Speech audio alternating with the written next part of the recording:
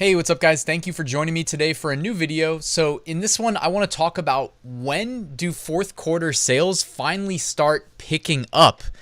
Now, a lot of us had a pretty big October, and October technically is the start of Q4, but after Halloween, of course, there was a sales slump for many of us.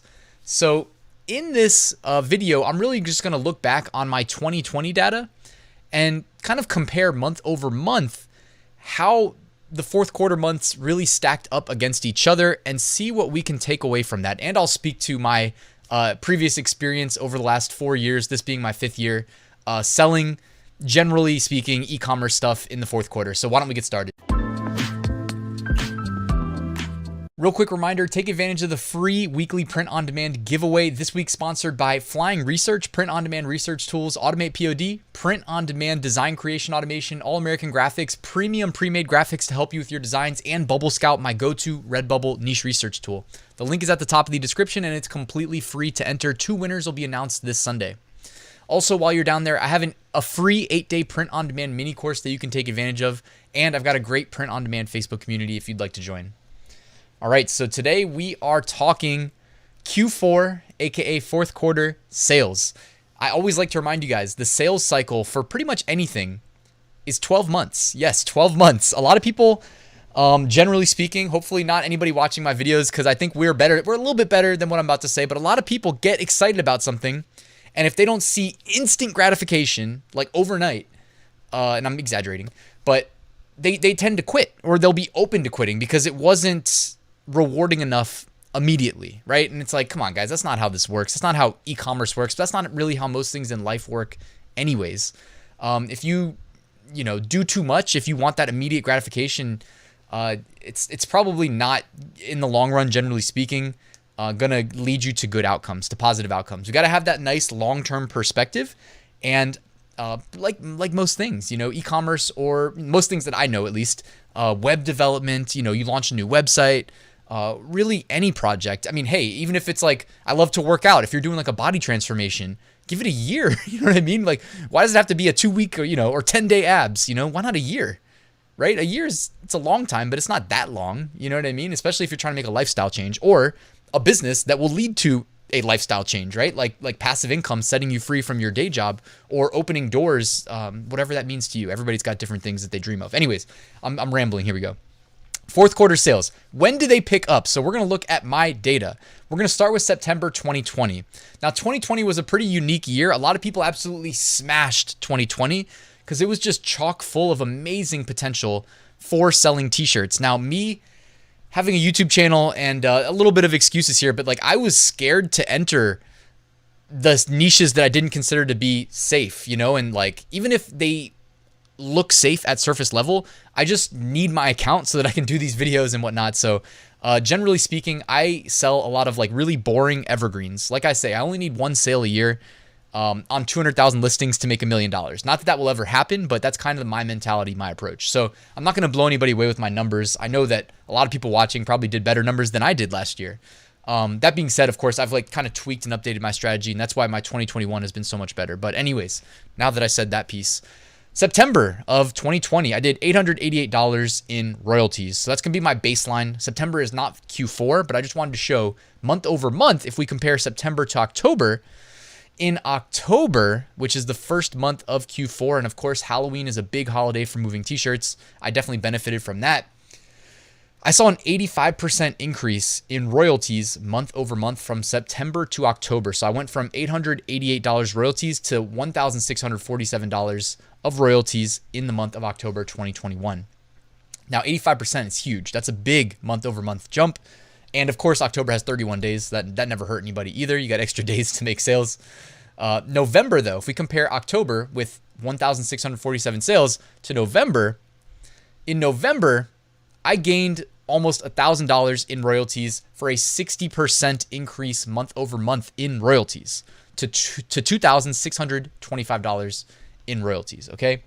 Now, I probably could have increased these numbers just by increasing my profit margins. That's something that I made a point of doing in 2021 because I realized, there's various reasons, but I feel like in 2021, charging $20 for a t-shirt, $19.99, whatever, Not only does Amazon kind of give us a nudge in the right direction because that's the default price, but I mean, what is $20 these days, right? With the way that the dollar has been being devalued. I know people think that things are getting more expensive, but it's really, in my mind, if you ask me, the dollar losing purchasing power, which it's basically done. I think it's lost like 95% plus of its purchasing power since the inception of the dollar. Back in the day, what was it, 1913 or something?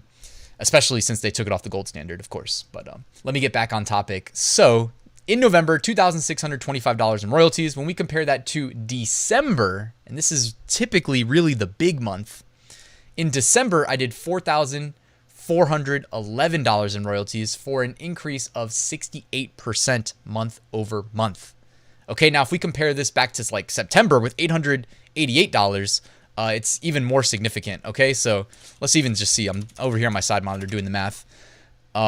We basically 5x'd our sales from September to December. Now, I cannot guarantee that this is going to happen for you, but typically when I look back on my sales, and it can be across the board. It's not just merch by Amazon. It's in like KDP, FBA, dropship print on demand, which I call my non-Amazon merch print on demand sales. I'm actually going to show you some numbers because it is a little bit different for that specifically, and I'll explain why in a minute. But yes, guys, like seriously, this is where the hard work pays off.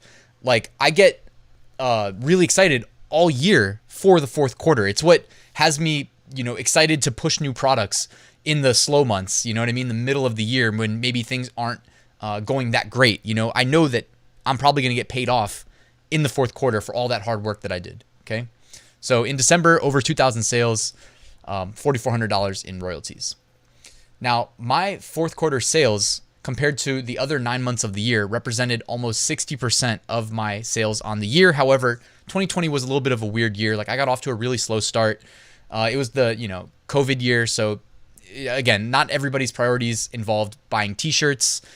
Then again, if you were willing to sell the t-shirts in the major trends, because there were a handful of trends that just popped up overnight and were just crazy with the number of sales that took place. You probably had a different year, and you may have seen your biggest month could have been any month of the year, because if you were really capitalizing on some of those major trends or all of them, your data probably looked a little bit skewed by that, because it's not going to follow the general flow of demand that increases towards the end of the year. But my fourth quarter sales, and then also in April, Merch by Amazon closed down for a month. So we lost a month out of the year too. So it's really Q4 versus the other 8 months of the year. And that was 58% of my 2020 sales. Now, when I look at my Amazon KDP sales, it followed pretty much the exact same trajectory as my Merch by Amazon sales. I mean, not the exact, but within a couple percentage points difference was the arc of my increasing fourth quarter sales for KDP. Now, when I talk about dropship print on demand, I alluded to it a second ago, but it was a little bit different, okay? My September sales, this is my profit, $1,717 in September for reference. October, actually, I went down a little bit. That's interesting. $1,566 in profit, and December, $1,682 in profit. Now, here's the thing about dropship print on demand. I omitted November. My November sales were $4,089. So more than 2x any of those other months, September, October, December, okay? More than 2x. November was really big, and December had the potential to carry that momentum. But here's the thing. Anybody who shops on Amazon in the fourth quarter, you've seen this before. Amazon will tag listings and say, arrives before Christmas or arrives after Christmas. And they put it in red text right near the buy button. So what do you think that does to your conversion rate when it says arrives after Christmas and you're selling in December? Yeah, it's not good. And here's the thing. When we let Amazon do the fulfillment for us, like Merch by Amazon, KDP, etc., we don't have to worry about that. Like, it kind of is what it is. And Amazon definitely, generally speaking, has really good infrastructure behind it as far as like getting things produced and shipped very quickly, especially with Prime shipping. When we're doing our FBM listings through Seller Central, we are responsible for putting the handling time. Okay. And that involves also the processing time. And whoever's fulfilling our orders, they're going to get backed up. Typically, Printful, GearBubble, Printify, the big three for me that I'm used to using, they will create a page where they just push updates and let us sellers know how long it's taking by product type so that we can plan accordingly. Now, generally speaking, update all of my Seller Central listings in say 14 days handling time in the fourth quarter. And then I'll reset that in January when things go back to normal. The reason I do that is because I want to keep my account safe. If you have a bunch of products selling and you're shipping them late, there's going to be repercussions, guys. I mean, you may lose your seller account. You may lose the ability to sell in certain categories. A number of things can happen. But obviously, we know this is a long-term business. We don't want to throw it all away for a fourth quarter where we soak up sales that end up getting refunded anyways, and then we just lose the money because we didn't set handling time to an appropriate length, okay? Also, you can do all of that in bulk. That's something that's like really useful to know how to do in the fourth quarter if you're selling FBM, print-on-demand products, or just FBM products in general in case you have longer fulfillment times, handling times, shipping times, etc. So that's pretty much all I wanted to cover in this video, guys. If you enjoyed it, do me a quick favor, hit that like button, let the YouTube algorithm know that you liked the video. Before I sign off, I did want to remind you that I wrote a full print-on-demand course walking you through how I make six-figure print-on-demand sales every single year.